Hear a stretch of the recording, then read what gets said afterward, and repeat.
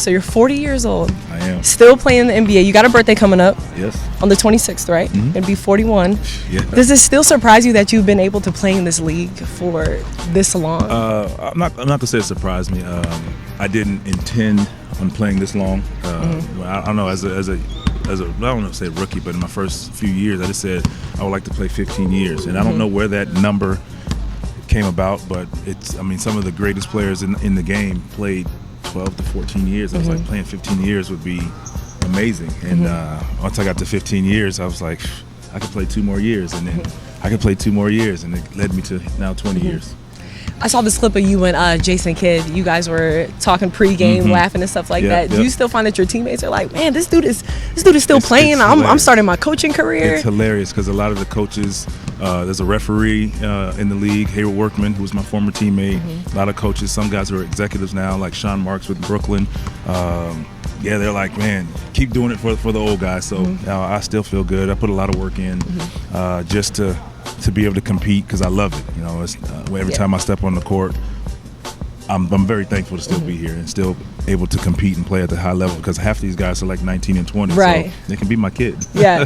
So you're like the president of the old guys club, probably. Like on the court, more than likely, like that. Yeah. So I have to imagine that you stretch like all the 4 hours before the game because if I work out, I hate stretching. Like I've always hated it since I've been playing. It's most important, and I think for a lot of guys who play, like I stretch before I go to bed, and it's nothing, it's nothing exotic or it's just a quick stretch just to stay loose and stay limber. For this sport, just up and down, a lot of movement. So that's what I do. When I wake up, I just do a quick stretch just to keep the muscles long and I do get here early. I get here early. I get here before everybody so I can get my shots up and kind of get everything that I need to do done before the actual game starts. And by the time, sometimes I'm still rushing then. But I say I'm like an old Impala, man. Yeah. It takes time. It needs time to warm up before it goes. But it's worked for me. What about your diet? Diet, I'm assuming there's no Chick-fil-A, there's no Zaxby's. I don't really eat Zaxby's. Every now and then Chick-fil-A. I drink a lot of water. Chick-fil-A. Chick-fil-A is amazing. Yeah. It's I know everybody talks about the cheat days, and I have those cheat days, but it's more so, to be honest with you, being smart. So the days that let's say if you don't have a cheat day and you still cheat, you can't go all the way. So if you're gonna have that burger, maybe not eat the burger without the bun. Which is what is boring. a burger without a bun? I knew that was coming at your mouth. But see, that's the sacrifices I've had to make many years ago. It's like, exactly, what's a burger without the bun? What's with all the the bad stuff, no bacon and all that. You just kind of, if you're gonna go halfway instead of all the way, and then then you kind of taper off to where you're just like, all right, well, I don't want. So I'm assuming if you're eating the burger without the bun, that's what helps you still make these 360 dunks that we've seen on Twitter that you're still doing at 40 I can't explain years old.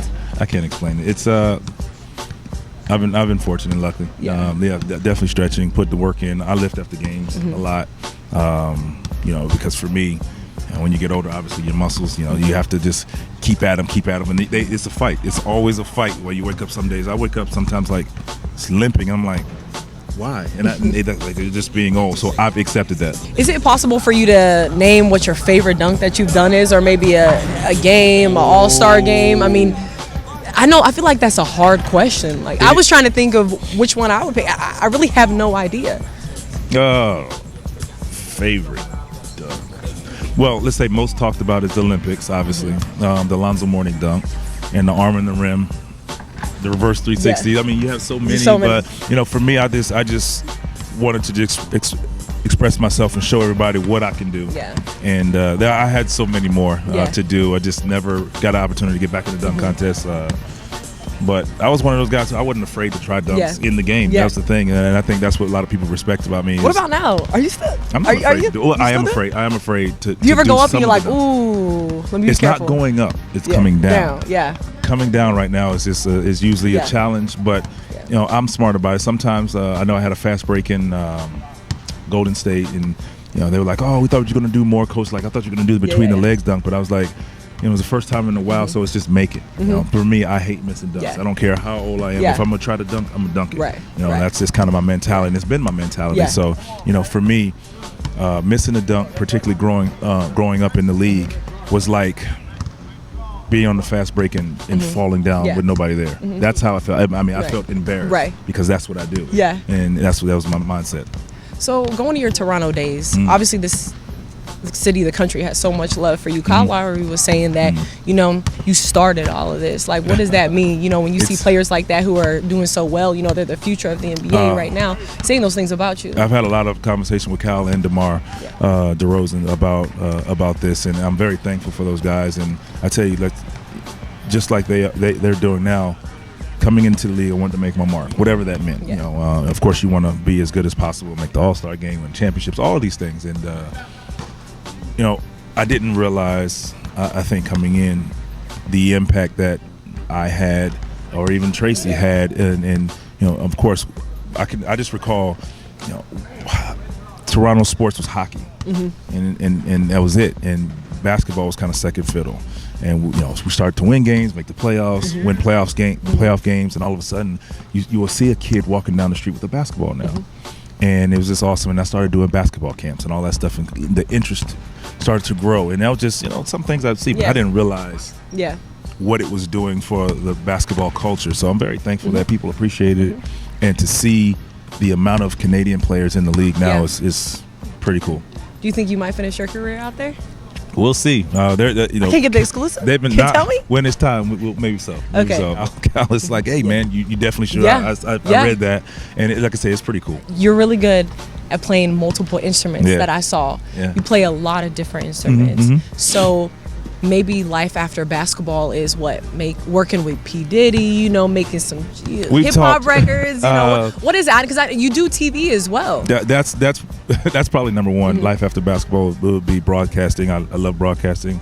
I love explaining the game. I saw you did an interview with Klay Thompson too. Right, and I did it with Kyrie during the finals, so I got a chance to do some work there. I love coaching the game, but I don't want to coach, if that makes sense. I love explaining it to the fans, giving them the kind of exclusive on how it goes, or how we talk, or you know, what we think about through my eyes through 20 plus years. So around the music thing, I enjoy music. I do some engineering myself. You know, producing not so much. I like executive producing. I have an ear for music, obviously for playing so many instruments. So I would fool around with it, but I don't know if it'd be maybe it could be a VC P. Diddy collaboration one day. I'm sure he's watching. Just let me get the exclusive. That's no all problem. I'm saying. Hey, that's what up.